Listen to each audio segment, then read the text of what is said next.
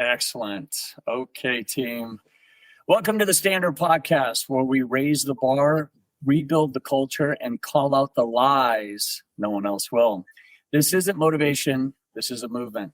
I'm Thomas Rowe, and today I'm with my host, Aaron Sarles, and sitting down with Dustin. I already lost. Sobieraj. Coach, sports performance trainer, and former Kansas State University player known for competing at the highest level in the Big 12 Conference. With 14 years of experience in athletics and 5 years in performance trading, Dustin has been part of a four-program turnaround. That's badass. 2 nationally ranked position groups and 1 top 10 of the state-ranked position group. Holding 5 certs, including personal trainer, performance enhancement nutrition, weight loss management, and ACEP for coaching athletics. Dustin is committed to building athletes who compete, perform, and lead with excellence. We're diving into the truth behind what it really takes to build identity, discipline, and legacy in sports and in life. All right, let's jump into it. We're going to go into segment 1. Dustin, let's start here. How are you, partner? Thanks for joining us. Not too bad. How about you guys? Perfect. So tell us, you've been part of a 4-program turnaround and helped build nationally ranked position groups. What does raising the standard mean to you, especially in the work where you're doing right now in athletics? Raising the standard to me means being able to put all the quote-unquote fun things aside for the time being and really focusing on your goals and doing whatever needs to be done to achieve those goals at the highest level. Right on. And what would you say? What would you say is the biggest lie that you feel culture or the sports industry has sold athletes about performance training? And what does it take to compete at the highest level? Basically, the focusing on the little details to where it's just going to happen if you're talented. No, you have to have that technique, mentality, mindset behind it to be able to achieve those things as well as the athleticism. You need both to go hand in hand to get where you want to go. Right on. Pretty much makes sense. How did that lie show up for you in your journey, either as a player or as a coach, while you were at Kansas State in the Big 12 and now coaching athletics? Where it showed up is, if you just work on, let's say, this technique or that technique, you'll get the job done, but it takes much more than that. I mean, the easiest way to explain this would be a defensive lineman taking the first step. Where does that step actually go? Is it forward? Is it lateral? Is it a false step? All those tiny little details truly do play a part. So just kind of freestyling doesn't really get it done sometimes. Yeah, attention to detail for sure. And what truth do you think needs to replace it? And I think I already know your answer, but go ahead. The mindset and mentality behind everything that you do, as well as the attention to detail to achieve those goals or that level of success that you would like. Right on. Exactly what I thought you were going to say. All right, that's the end of segment 1. I'm going to turn it over. We're going to tag team you, as I mentioned before we got started. Aaron, go ahead. Attack him. Okay, yeah, I'm the attack person over here. But what I would like to know, you've been a part of programs that have turned around, they're nationally ranked. But beyond all of that, who is Dustin? Who are you? Who am I? I would like to consider myself a hardworking, goal-driven person.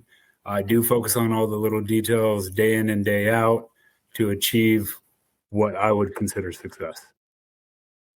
Awesome. I love that. And how does then character, integrity, and discipline, how do those show up in your life? And how would you define those in your life thus far? I learned this once upon a time when it comes to character, as far as treating everybody the same, whether it be the CEO or the janitor, that truly is where your character comes into play. How you treat everybody upon every level. Integrity is being able to truly do what you say you're going to do and get that job done to the highest level of your capabilities, And then discipline is being able to put certain aspects of life on the back burner to achieve your goals at the highest level of success that you would like to achieve. Awesome. I love that. So, as far as holding 5 certs, having 14 years of experience in athletic, what does legacy beyond performance mean to you, especially as someone who is coaching and training the next generation of athletes?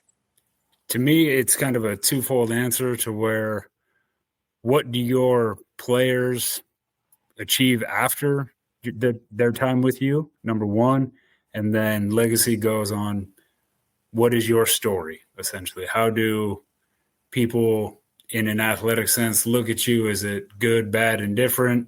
And what have you really done? And what do you continue to do for that legacy to be a good legacy? I love that. I appreciate that.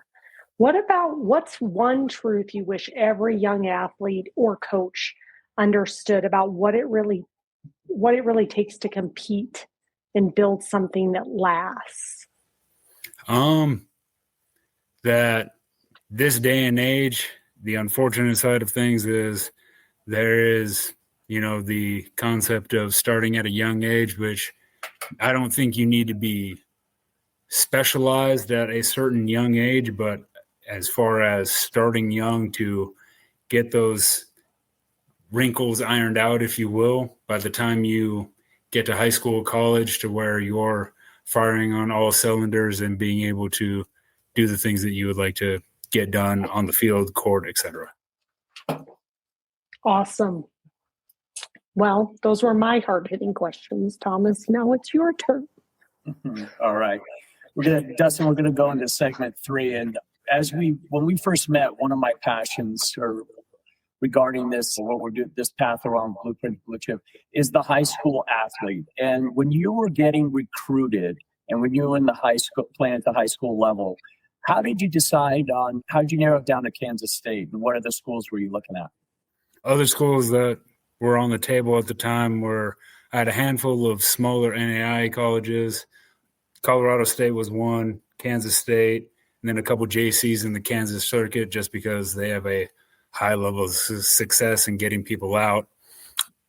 But the one thing that I would do would be truly, I feel like I was locked in and doing all the workouts and extra things to get to where I wanted to go, but honestly, even more so than I was. Right on. And if you could sit down with Aaron, do you want to flip it over to Dustin when we go back and forth? Thanks. Dustin, if you could sit down with yourself getting recruited, what advice would you give yourself that maybe you think the younger athletes that are going through the recruiting process could benefit from your experience? The one thing I would say would probably be, how bad do you really want it? Just because when you're talking about all walks of life, the reality of it is this is how some people are going to be able to eat later on in life. That's the kind of background that they come from. Are you willing to put the work in and do the things that are necessary to compete with that and then achieve, again, what you want to get done to get to where you want to go? Right on. And when you were done playing, did you always know that you wanted to be a coach? And did that kind of happen organically, or did you kind of set out to, like we all say, if I coach, I would do this differently, or I think my coach should do this. When did you know you wanted to go into coaching, and what would you tell yourself when you're about to make that transition into coaching? I've always wanted to coach. I've always wanted to coach since a young age, about 6-7 years old, give or take. My father was a coach, so, growing up watching him and basically seeing how his level of success on the baseball field at the time carried over to what I wanted to get done. And, it would be, man, that's a loaded answer, really. I've always wanted to do it, and I took certain aspects from a lot of great coaches, a lot of very knowledgeable coaches that I've been fortunate enough to come across during my time.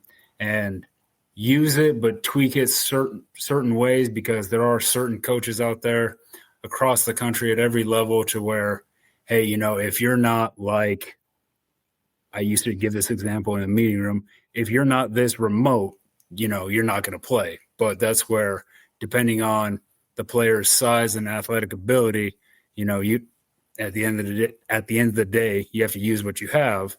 So can you make those modifications to fit that player biomechanically to get the job done?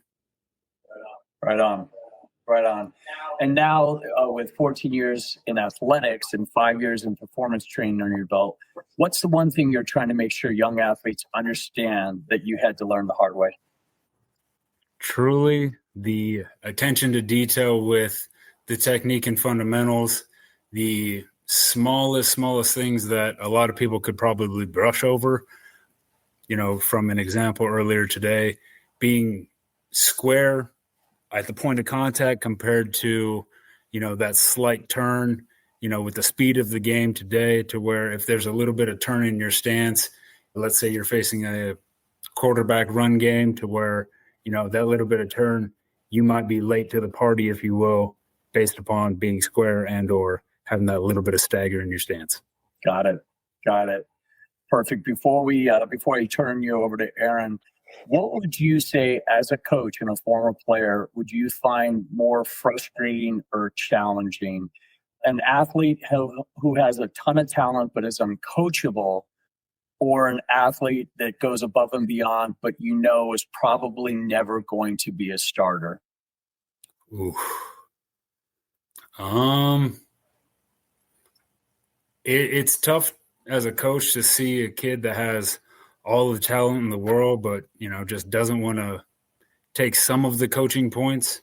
Obviously to each their own when it comes to certain aspects of coaching, but the really talented ones that just have a slight lacking of the mindset and the mentality behind it, that's really unfortunate to see, because you can see how high of a ceiling that they really have. Right. And that's the tough part. Yeah. It's just so, for me, I find it so frustrating because, you'd want to take a blend of these two athletes, right? That you're like, this kid's got all the talent in the world. This guy's got all the heart in the world. If we just combine those two, we would have a superhero. Okay, cool. What I'm going to do now is we're going to turn you over to Aaron for segment 4, which is rapid fire. Aaron, take it away. Okay, it's my favorite segment of this whole show. So what I'm going to do, Dustin, is I'm going to start a sentence and I just want you to finish it. Okay. So discipline equals, you could say freedom, you could say mindset, mentality, just truly doing the things that need to be done to get the job done. Love it. What about leadership equals? Leadership equals a position to be able to lead a individual and or a group of people to a level of success. Faith equals? Trust. Legacy equals? Your story. What's one thing you'd never compromise on? Your goals and what you have to do to get those goals taken care of. I love it. And what's one message, if you could put up on a billboard for the next generation, what would that message be? I'll use a quote. I believe Ray Lewis is the first one that said, or one of the ones that said it, is don't talk about it, truly be about it, put that work in. A lot of people today just talk to, put on the facade, the show, but it really comes in with what have you really done to get to where you want to be. I love that. Yep. Be about it. Don't just talk about it. Yep. Awesome. Dustin, we're going to launch into our closing segment here.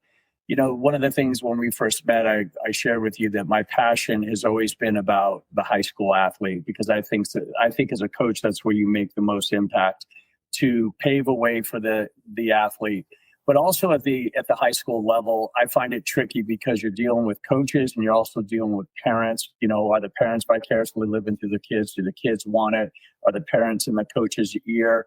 It's a very slippery slope. So that being said, before we wrap up, is there something we didn't touch on today that you feel like athletes, coaches, or parents need to hear about performance, training, and building a winning program? I'd say the biggest thing would be, let the coaches coach at the end of the day. That's why they're hired. You need to have that trust that they are going to do right by the program, your child, to, get that level to where, one of the things is, well, why isn't little Jimmy, Johnny, whoever may be playing? Well, you're not at the practices. You're not seeing all the things that I'm seeing.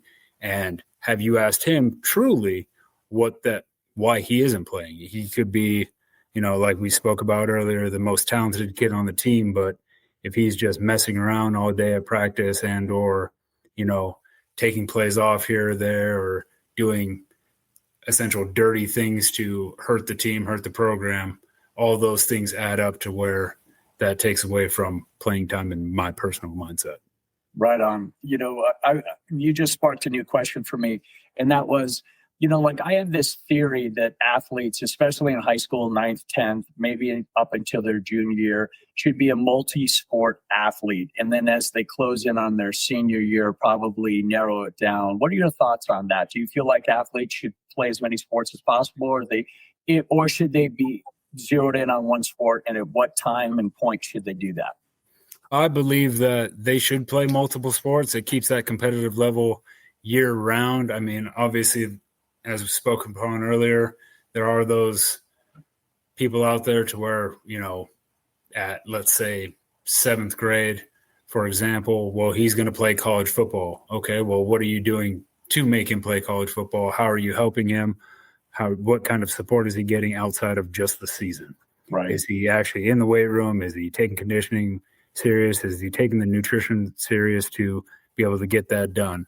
As far as the multiple sports, again, with football, that's, let's say, 5 months, 6 months max at the high school level. You still have another 6 months of the year to where are you just sitting around playing video games, or are you just hanging out with your friends, or are you training? And then if you're playing basketball, that keeps that conditioning side of things up. If you get into track, that will help your speed, your mobility. If you happen to play baseball, it keeps a little bit of that aggressiveness behind the bat. And then to focus on it, I mean, I'm a big believer in you should be able to play, let's say, 2-3 sports year round up until your senior year, because you are showing that next level that you are competitive, that you really want to be an athlete at the next level. As far as when it comes to specialization for football, for example, let's say you are a 3-sport athlete. Okay. Obviously not during the football season, but after basketball practice or in the early morning, after track, early morning, are you still working on your technique? Are you still focusing on your fundamentals to be able to get to the next level? Because as we spoke a couple of days ago, there's a small percentage of high school athletes that actually make it on to the next level at any of the 5 levels of college football, to where it's a very competitive world. No question. All right, Aaron nailed you with the rapid fire. I'm going to put you on the hot seat. I think we may have talked about this. If we haven't, then I'm going to blindside you. Top 3 sports movies of all times, according to Dustin. Ooh. The Program is a very right on. I think. Rudy, just because, that work aspect, that mentality to not let anything stop you from getting on the field. And then, can I use a series? Of course. The Last Dance. The Last Dance. Yes. With Jordan, that was unreal.